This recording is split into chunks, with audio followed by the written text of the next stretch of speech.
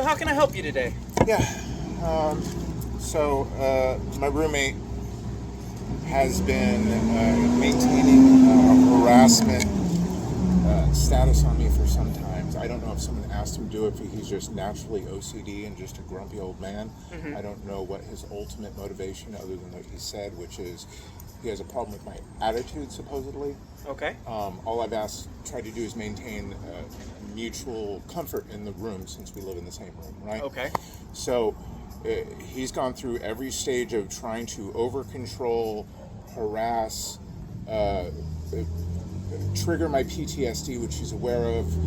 So when he wants to control the room, he'll do something to start something to the point where it upsets me, where I have to go medicate or pace or walk until I calm down because of my PTSD, and then everything is different. So it's like during the heat time, he would like open everything up to the point where you can't even go into the room or cool down or relax, and he does it just to control the light situation, I guess, is his OCD issue.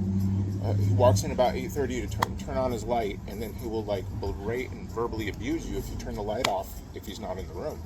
Okay. So, I mean, the verbal abuse, every time he walks in the room, he's cussing me out or telling me some type of very abusive language in my direction every time. Okay. And what specifically are the kinds of things that he says? He's either talking about a smell, sometimes it smells in the room, he says, which is true. There's two guys in there, and there's dirty laundry and so on and so forth. And before, he was trying to keep the window closed. And because of the mutual smell, it's like we need to keep the window open and air flowing through the room. Right. Then it's like it'll be like cursing God, Jesus Christ, fucked it, like just like a string of F words in my direction. The smell, a comment about my attitude or that I'm a horrible person. Always some type of insult, harassing thing, and no amount of cease and desist going to the staff, and so on and so forth. Now, I reported this for some time, and there's a string of emails that document all of it. Mm-hmm. And they gave me a 30-day notice when he started threatening they was going to kick me out because he didn't like how hard I closed the dresser drawer. Well, I had my headphones on, I didn't realize or whatever. I'm like, whoa, man. You know what I mean? Okay. So, it's just been ongoing, and between the staff now giving me notices, he's never been punished. So I have this combination of conspiracy, discrimination, and now harassment from him. So this trifecta is just intolerable. What has the staff, what notices have they given you? Sierra, before she left, gave him a bunch of verbal notices, but he never truly, he would get better sometimes for a few days, then he just goes back to it. I meant notices directed at yourself. At what me? Yes. Just the 30-day notice that one day, because I was really upset and I had also cut my finger, I was bleeding. So I was trying to explain in the middle of trying to bandage my finger that I wasn't going to let this guy torture me every day. And they said that I was being belligerent or somehow disruptive to staff. I was just raising my voice in distress. And when she asked me to go once my finger was bandaged, I stepped out of the room. I adhered, and they tried to write it up differently that I didn't, and say that the camera says something that probably doesn't even show. So just a string of lies. Okay. So the biggest thing that I need to determine is how can the police department best assist you today? Oh, a report to start with, because I'm definitely restarting it lawsuit-wise and whatever. But this sort of harassment and intentional infliction of emotional distress is illegal.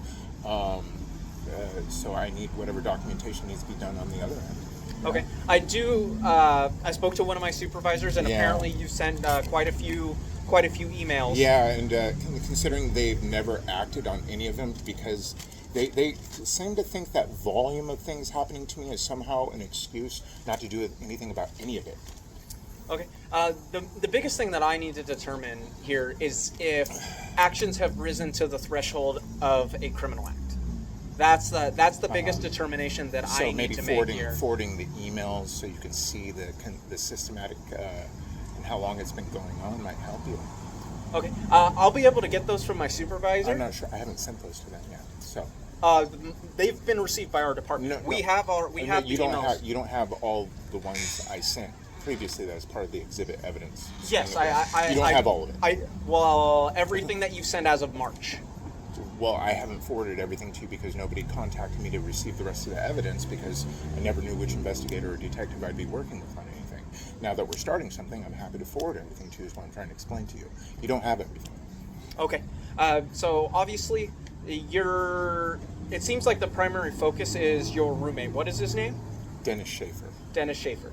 Okay, so what I'm going to need is specifics on things that he has done that you feel rise to the level of that's what I'm saying. harassment Or some other type of criminal act. Right. The consistency of it, his refusal to cease and desist, the fact that I've explained to him that he's causing emotional distress for post-traumatic stress disorder. I've given him official verbal cease and desist. He refuses to give me an email address, otherwise I would have given him a written one. I haven't printed out one to give him a written cease and desist yet, but I've made the staff aware of it as I'm supposed to. Give me a second, and I can pull up some examples of emails for you, so that way you can start understanding better. I think all of them went to Sierra.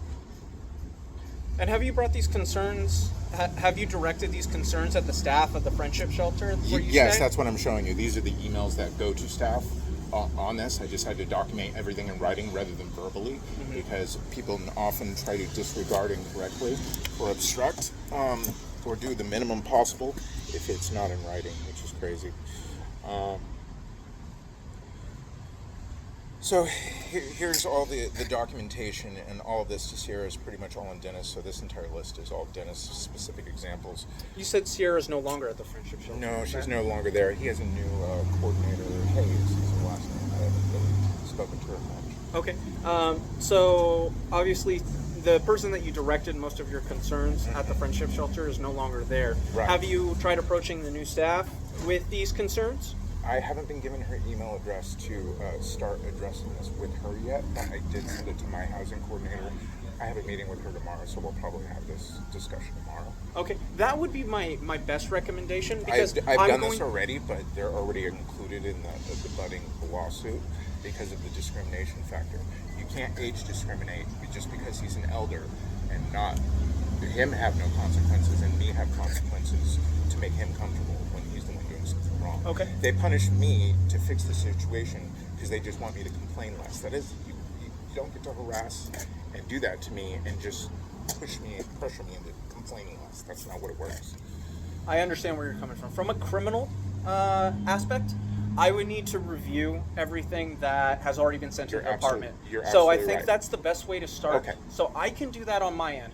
What I'm going to ask you to do is I'm going to ask you to take proactive steps with the new property coordinator to see if any positive action can be taken on that end. Absolutely. Because at this point, you guys are not only neighbors, you're roommates. So Right. the biggest thing from where I stand is I'm trying to proactively keep the peace. I don't want any kind of difficulties. I want that as well, and I've told him just like do you as much as possible, but don't disturb me, and I'm going to try my best not to disturb you. It's a very simple setup, guys. So then I would voice those concerns to the new property coordinator. That's the best advice that I can give at present, because obviously I still have my supervisor has many emails that I think are a good foundation for me to better understand this situation. Perfect. I'll get the rest of that to you through email as well, so you have better understanding. If you could actually let me start with what I have now, and then I can follow up at a later date. Then you'll let me know when you're done Yes, with that? I can follow up at a later You date. got it, bro. Thank you. And we can better understand your situation. I would appreciate that. Okay. We're making progress today. I really appreciate you. Thank you. Absolutely. Is there anything else that I can do for you today? No. Okay. That's it. Thank Very you. good.